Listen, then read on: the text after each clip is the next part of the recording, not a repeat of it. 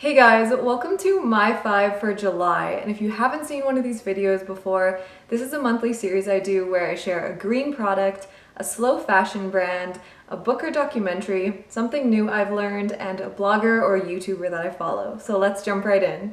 So the product I want to share with you this month is Bees Wraps, and these are basically reusable food wraps which replace a plastic or a cling wrap. They look like this and they're made out of organic cotton, which is coated with organic jojoba oil, tree resin, and beeswax, which is from sustainably managed beehives in the US.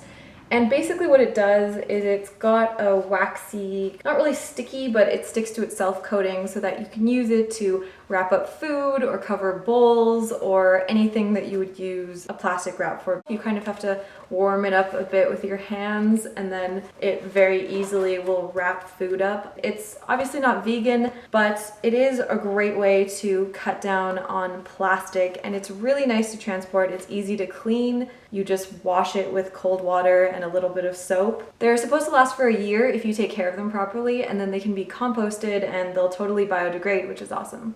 The brand I want to talk about is Zadie, and they are an American company which unfortunately only ships within America, but I still wanted to talk about them because I think they're a really great brand and the majority of you guys watching are based in America, so I wanted to tell you about them. And they really are a slow fashion, key items kind of brand. Now they have their own line, but they do also carry other brands' products as well. But with their own line, I find they have amazing transparency and information about their products, really focusing on quality. And I get quite a few questions about where to find those staple items that most people are looking for in their wardrobe.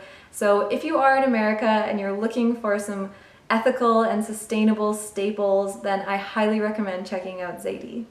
The book I want to share with you this month is Threadbare by Anne Elizabeth Moore, and this book I honestly had no idea what to expect. I was contacted by a small independent publisher which is based out of Portland, Oregon, I believe, and they basically said that they had this book which is a series of comics about the fashion industry and specifically relating to sex trafficking in the fashion industry. So it sounded really interesting, and this is definitely one of the most unique books about the fashion industry I've ever read. She's a journalist and she wrote these comics which she then had illustrated by various artists, and it covers different topics. It starts off talking about fast fashion and retail and modeling in America, and then she talks a bit about the industry in Austria and how it changed with trade agreements and how the industries were lost in countries like Austria. And then she talks about the garment industry in Cambodia and workers. 1 out of every 7 women works in the fashion industry. And while this book covers a lot of different topics, she kind of starts focusing on the fashion industry specifically related to sex trafficking, because what I didn't realize at all is that they're actually very much connected. And something she talks about is how these women are being rescued from prostitution and trained to work in these garment factories. So it deals with pretty heavy subject matter, but I don't know, the comics make it quite an enjoyable read, I guess, and just very interesting, and it's very visual, and yeah, I just thought that it was a really great book. It's quick to read also because it's comics. And I'm doing a giveaway of this book and another book on how to mend your clothes over on my Instagram, so be sure to check that out. I'll link it below. The thing I learned this month is about GMOs, and I knew some things about GMOs, but more specifically about the business side of things and the legal battles and that kind of stuff.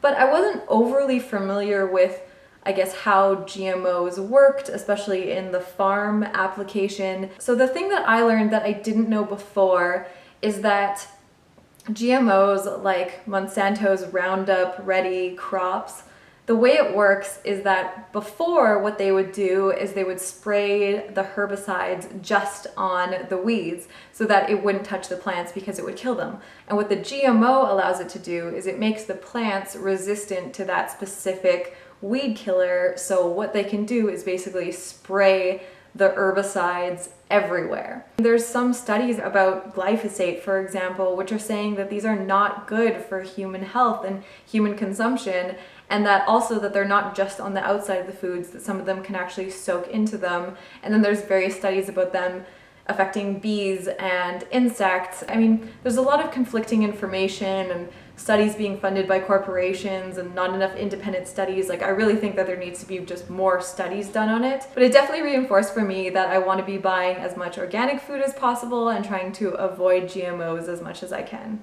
Finally, the YouTuber I want to share with you is Jenny Mustard, and I have been loving her videos. She has this amazing minimalist aesthetic, and she creates videos about all kinds of things. She talks about minimalism, she shares these beautiful vegan recipes, she vlogs about her life in Berlin, and she just seems like such a cool and just genuinely nice person. So I have been loving her channel, and I definitely recommend checking it out. So I hope you enjoyed this video. I do apologize about the audio quality. I'm visiting family in Canada, which is why I'm in a different location and I don't have all of my equipment with me. But thank you so much for watching, and I'll see you in the next one.